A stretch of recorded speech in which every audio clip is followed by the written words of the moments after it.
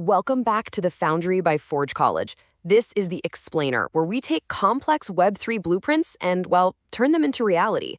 I am absolutely thrilled you're tuning in today, because honestly, we're setting the stage for your masterwork engineering project. You've spent the previous modules meticulously gathering up all the necessary pieces, and now it is finally time to assemble the whole shebang into a fully deployable application that mints and manages a compressed NFT collection. Okay, let's dive into this. Over our previous lessons, especially during our deep dive into deployment strategy and optimization, you guys have been working so hard. You've been designing the architecture, the pipelines, and unpacking the underlying theory of compressed digital assets on Solana. So think of today's capstone as finally walking right up to the control panel of that high-tech factory you've spent weeks building. You're lifting the safety cover, and you're hovering your finger right over the big red start button. But hey, right before we push that button, let's take a quick look at our engineering schematic for the day. First up, the capstone grand finale, then prepping and minting. Number 3 is connecting the front end. 4 is measuring cost. And finally, number 5, delivery and next steps. All right, section 1, the capstone grand finale, from blueprints to reality. And this brilliantly illustrates exactly what we're doing. We're synthesizing all your hard work into one cohesive, undeniably working deliverable. We are taking the theory, the architectural diagrams, and all that performance tuning from the previous lessons, and we're transforming it into a live application that's totally ready for testing and launch. Because, the ultimate goal here isn't just to build a prototype that magically works locally on your machine just that one time. No, it's to prove that we can achieve reliable sub-cent minting costs at a massive scale and have it fully integrated with a live user-facing application. Let's move on to section 2. Prepping and minting, assembling the factory.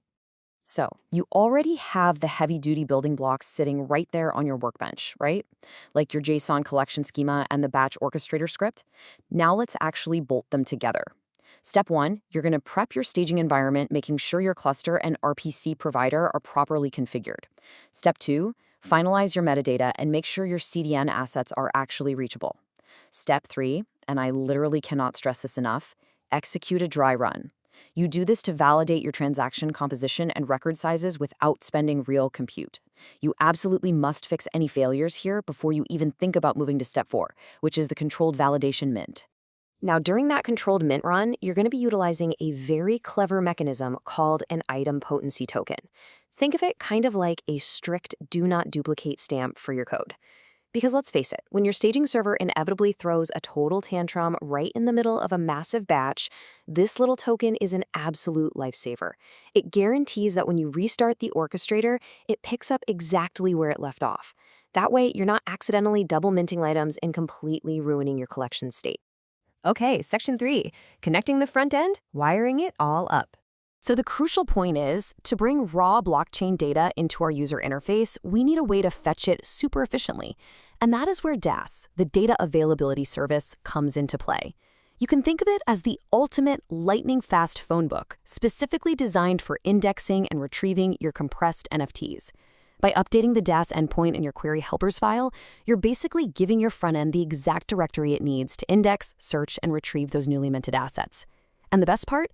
You do all this without ever having to query the heavy underlying Solana state directly. But when you're dealing with DAS, you are definitely going to encounter something called eventual consistency.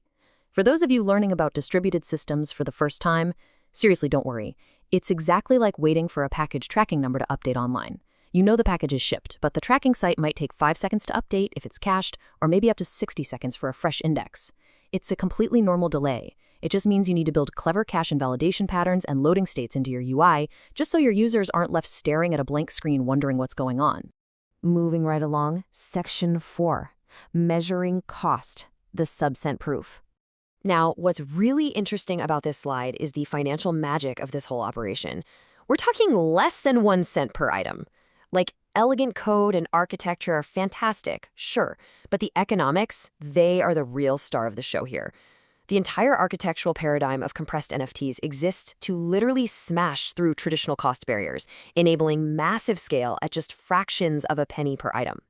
This breakthrough fundamentally changes what is economically viable for developers to build. So to mathematically prove those sub-cent costs at scale, say for 10,000 items, you're going to generate an auditable cost report. This captures things like RPC timing, on-chain transaction fees, and your infrastructure costs like your CDN hosting. Basically, you just divide the total fees by the number of items minted, and boom, you get your true per-item cost. Oh, and hey, if analyzing this variance in median data fascinates you, remember that we have other robust learning tracks here at Forge College that dive way deeper into advanced Web3 data analysis. Almost there. Section 5, delivery and next steps, the punch list. Okay, apprentice engineers, before you hand over the keys to the factory and tag your release commit as Capstone ready, you have to clear this final operational checklist. First, map your environment variables. Then, deploy your orchestrator and your front end.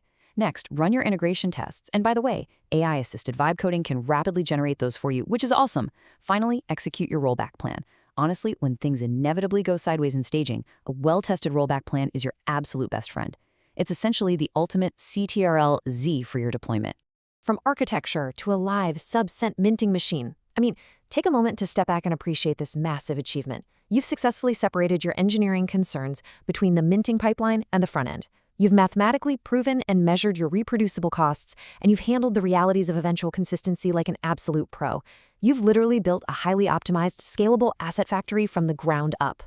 Which leaves us with one incredibly exciting, provocative question to wrap things up. What will your autonomous AI agents do with these assets next? Because think about it. Now that you have a programmatic, highly scalable way to mint and manage digital assets, the next frontier is connecting them to advanced AI workflows.